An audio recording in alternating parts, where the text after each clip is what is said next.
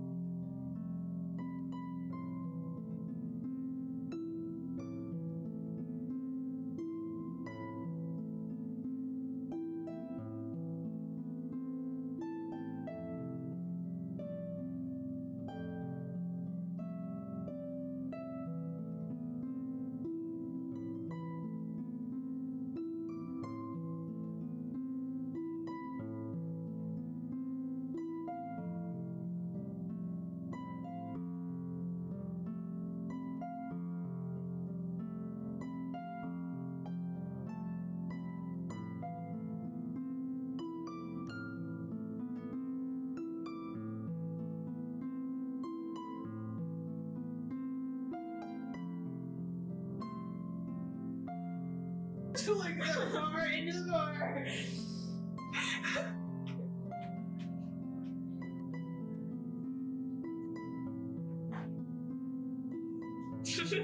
You see her slowly, see Tana slowly nod, and then she just kind of keeps going down. Coming up with Kenny. Or whiskey. I'll be over here cleaning.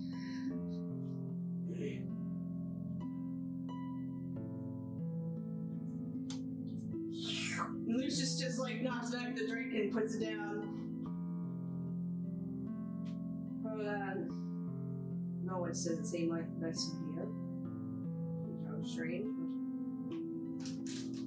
but I don't know where we're at.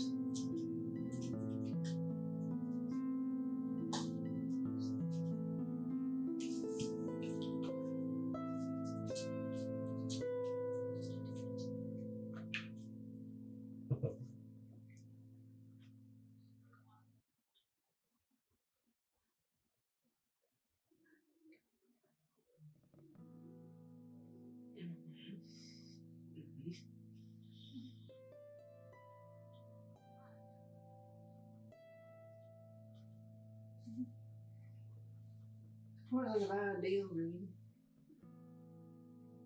Zell just asked me to kill demons. See, devils and demons don't really get along, it turns out. She didn't think devils or demons have any place here. It was rather they're back home in Odovacr where she could handle them more easily. Doesn't like him escaping them. So she helps me hunt him down. That's why I'm pretty good at magic. And why my magic's a little you see him form a mage hand, and then his magic's like silvery, and it usually has moths, so this like ethereal silver moth forms first, and then turns into a hand. And it's a mage hand. Kind of like goes and pours himself more whiskey. And that's why my magic's kind of mothy. But that's how I did it. Doesn't mean you have to do it. That's there are ways around it.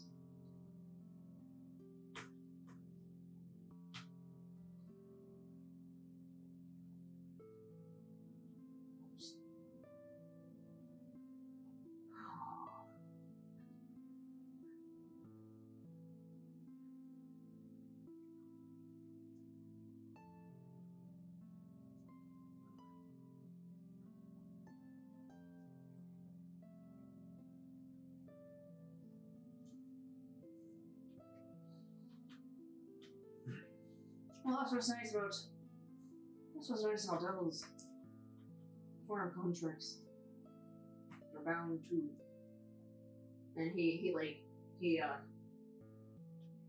like, I can actually show you the contracts I made, and then he has like, he pulls out this like slip of paper, and then like you see him just like take out a dagger and prick his finger, and he like just writes out it's like in undercommon actually, like reveal, and then this contract. You assume it's a contract. It's in Infernal, and okay, yeah, it's Infernal. He can read it too, and it states very clearly there what it is. It's a very clean contract. It's very professional. So at least I know the terms. And I learned. I know what I'm agreeing to. The gods are more messy. Sometimes you get a nice one, I suppose. Here the Lorelei is pretty nice. I don't know. Haven't met many Arachites or whatever they are. There's a couple of them. Gundrick. New thing.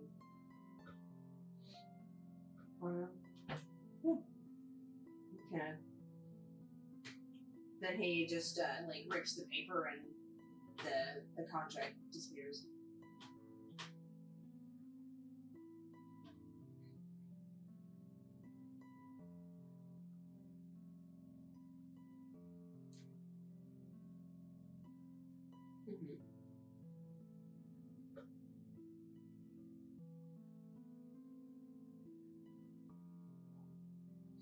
Knocks back his drink. Sure.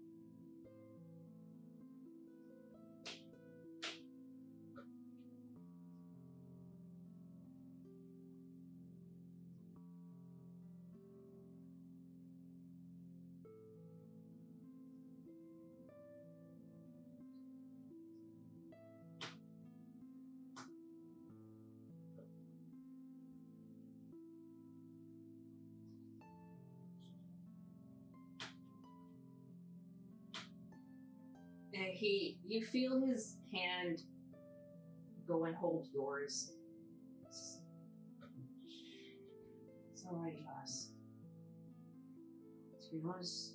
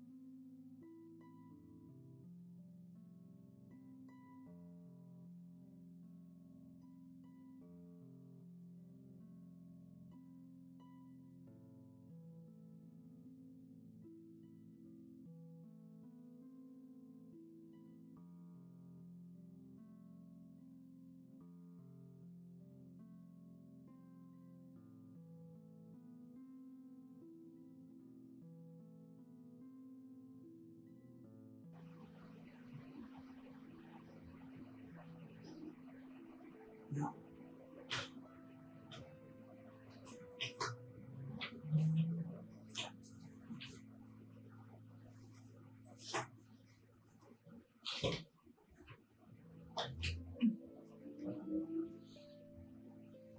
He, kind of like, you see him, like, settle his own feelings, and he's, I don't know, hate's not the right word for it. I used to just seethe with anger and hate,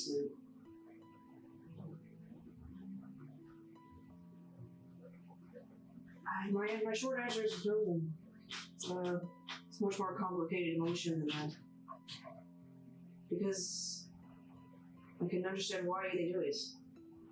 I mean, for Drow society and all of its rigidity and there's order to it. People have their place. People don't go hungry unless they choose to. People have a purpose. Yes, there's a purpose to it. We've lived that way for a long time. Some people are fine with it because that's all they've ever known. It's all generations upon generations have ever known.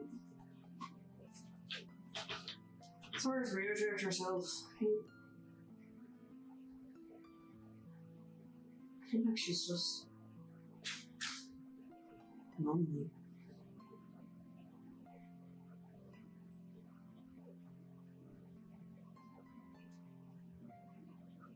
Yeah. It's not possible.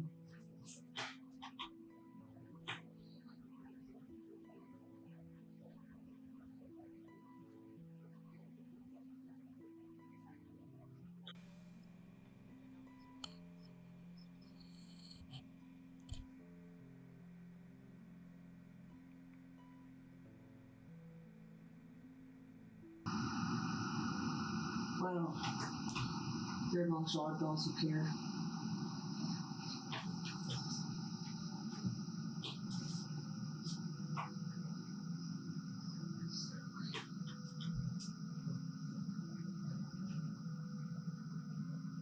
and you drink up and ready to head back up.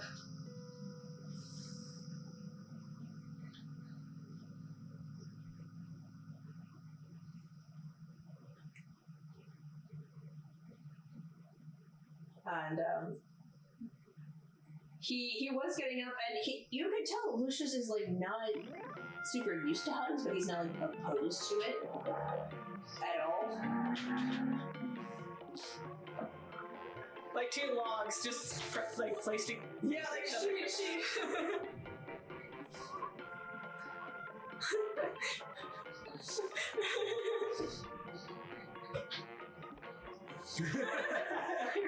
He's like, you see him kind of like awkwardly like hug you, and then he doesn't let go, and he's like, this is nice. How long are they supposed to last? Oh, okay. Yeah. Okay, you know, he's like, 3 seconds is good. Step back. Carry on.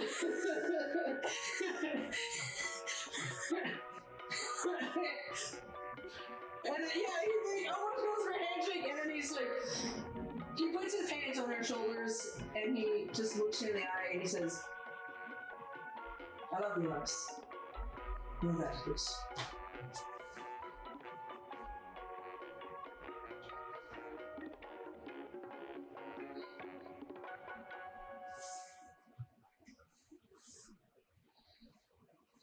Lushrian. You see, he smiles at that. So joins. No. Oh shit! Hey, I never lost that many marbles.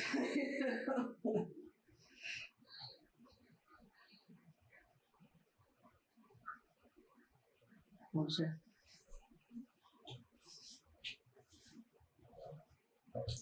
He kind of like looks back at the bar. Maybe we should get more drink. Nope. We'll face it too much, and then no, already drank too much. And you guys go back to bed, and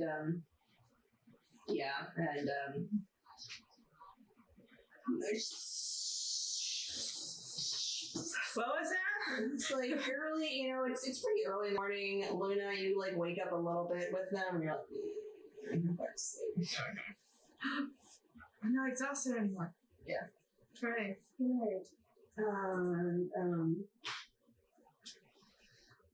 So we're actually going to go back in time, because this is when Luna goes to sleep. Okay. And, Luna, as you lie down in the bed, it's a comfortable bed, and by all means of comfort, you should be able to fall asleep quickly, but your thoughts are just full of anxiety. Like, how will you get away from Odo? Can you hold him off? Can you outsmart him? What if you hurt your friend? What if he hurt your friends? What if you hurt your friends? All the bad things. All the bad things, like, it kind of boils down to, what if you're not strong enough? I have 6 strength. And, That's not gonna go well. you know, that what if you're not strong enough? The memories of trauma come back to you during his death, the feeling of loss and hopelessness, going back to Odo's toxic treatment, Malukia's abandonment. You're still defeated in this moment, trapped, and I feel like I need to have some kind of music going on. It's all naked. Sad music. Okay.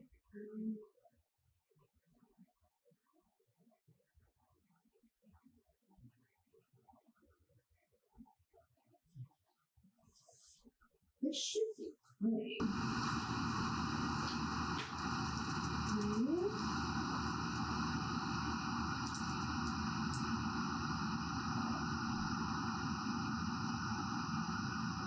Oh, this one works.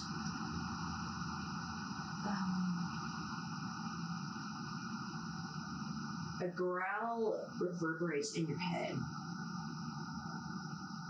Pathetic. Even after your training montage, you're not. Why waste your time? The voice comes from all around you.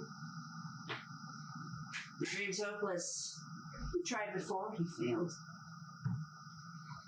You look at your hands covered in dirt and muck.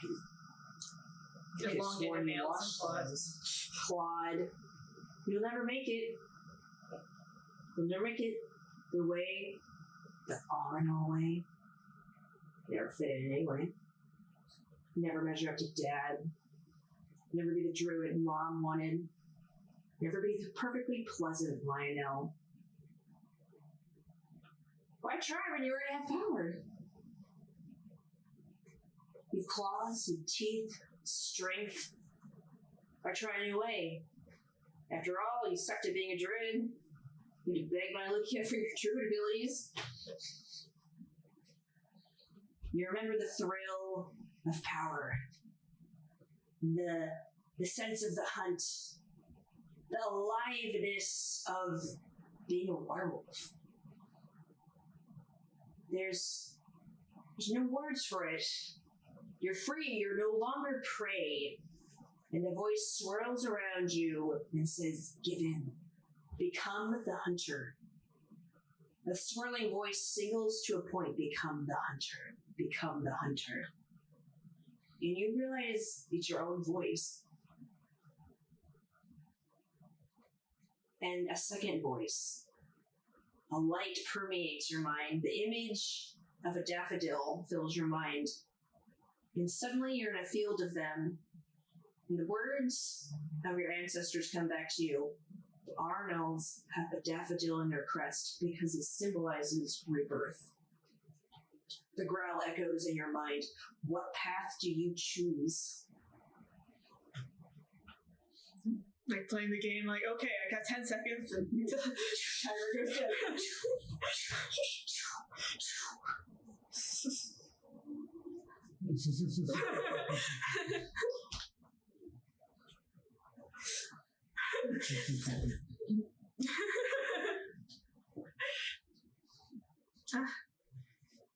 Do I have like a visual representation of this? Like, Yeah.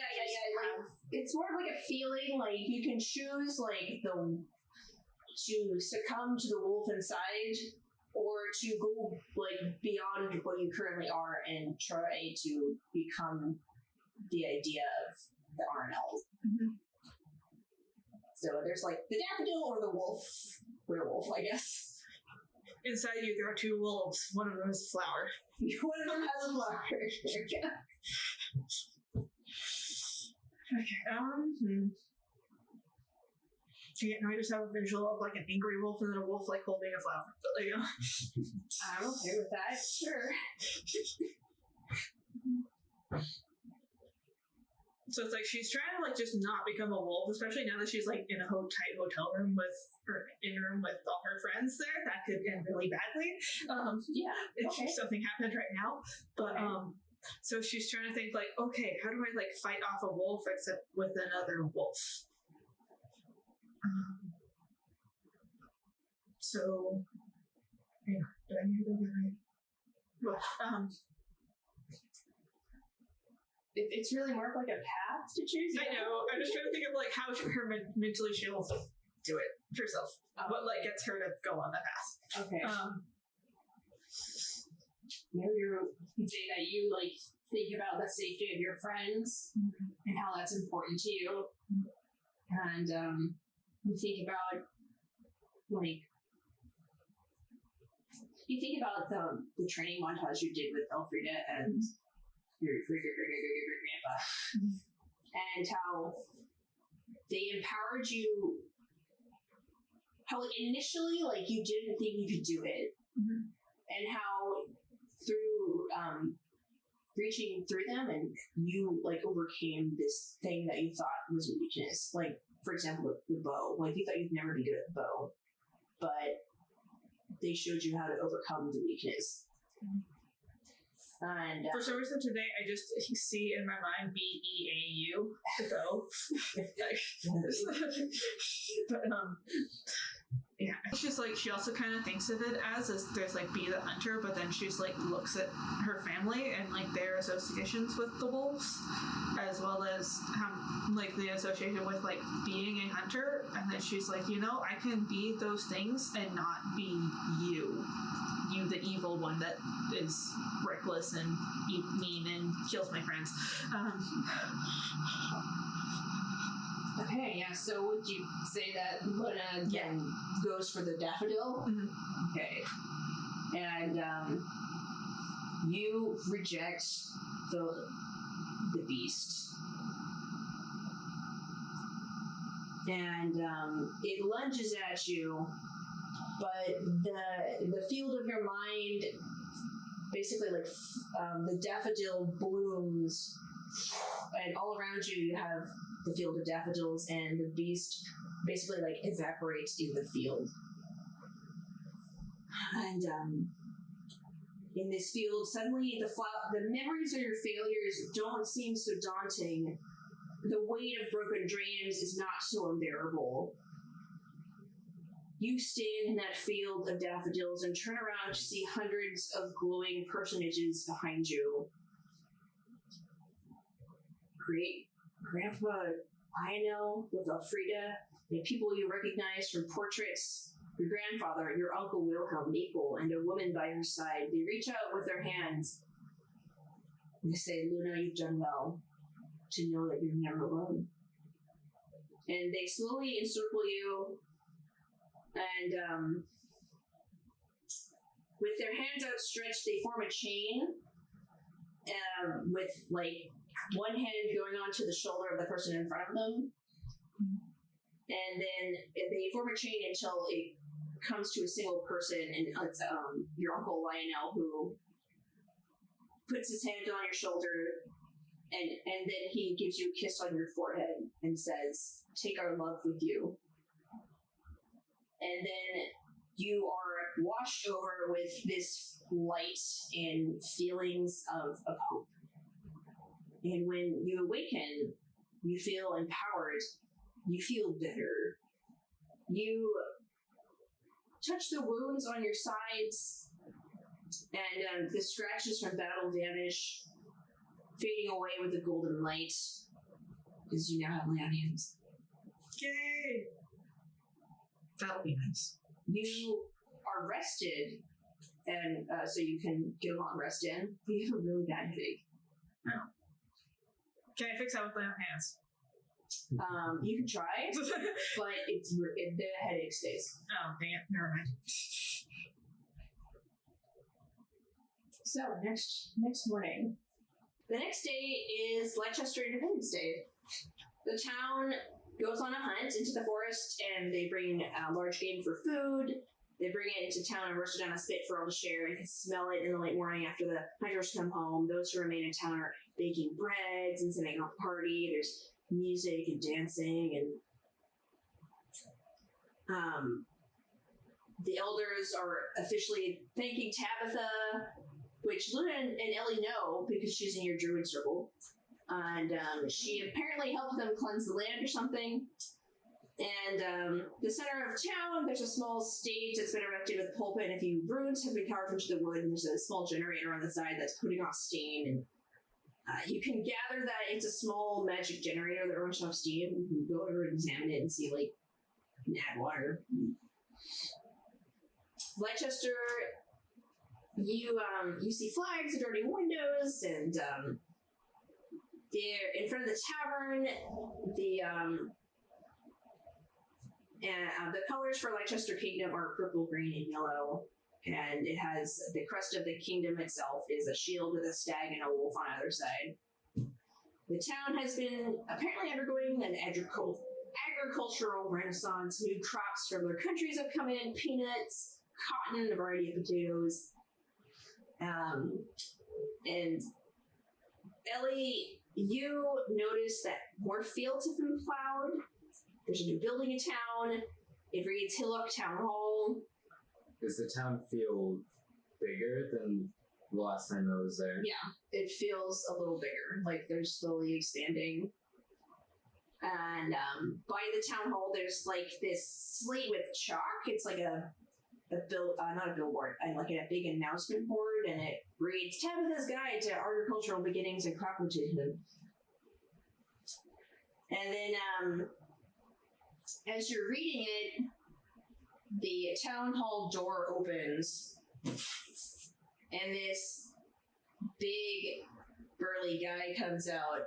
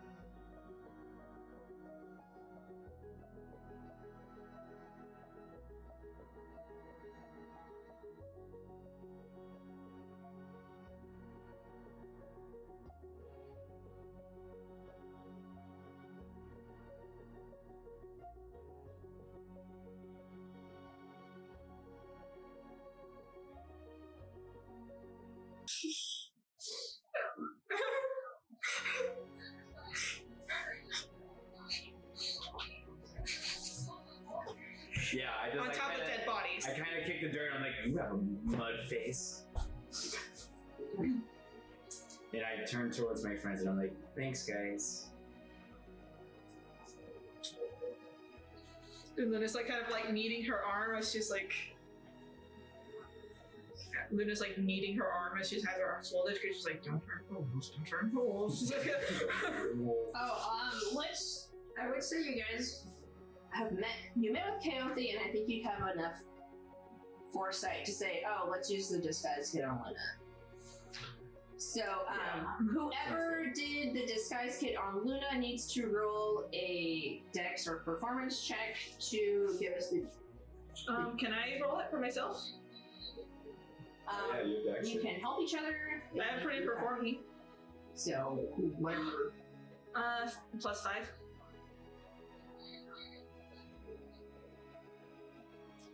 Can I get Odo to help? No. You pitch the idea and everyone's like, no. Yeah.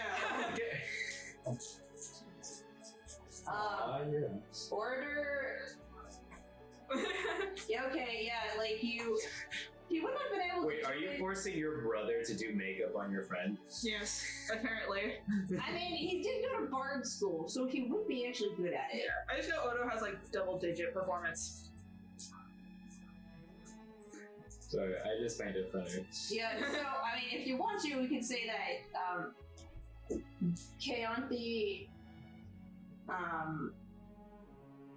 and you, like, set up a meeting place in town that was out of the way and did Luna's makeup there? And Order is like, really? Okay. And, Does it have, like, a razor so I can, like, scrub off the extra fur? I mean, it's more of, like, he's just lazy and doesn't want to do it. That's fair. But, I mean, no, he's just like, all right, I guess I'll do it. He's just he doesn't. I would say he would know like theatrical makeup, and so. Luna would say a little prayer and like put it on his hand or arm, like as he was about to start for guidance. Oh, okay. So. Please make me look beautiful. Yeah.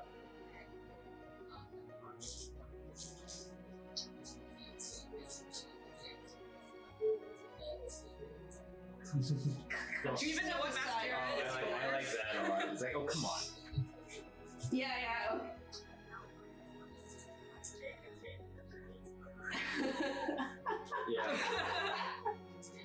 I love all of this. Yeah, I love it too. Hi, this is Tiffany, your DM. Thank you for watching Dungeon Damsels. This is not the end of the session, so please stay tuned for the next part. We update on Tuesdays and Saturdays at 5 p.m. Pacific Standard Time. If you're interested in supporting us more, please push the subscribe button, like, or comment. We also have a Patreon, wink wink nudge nudge, and our show is in podcast form. You can find us on Apple Podcast, Google Podcast, Podbean, Spotify, and plenty of other podcast platforms. Thanks, we hope to hear from you soon.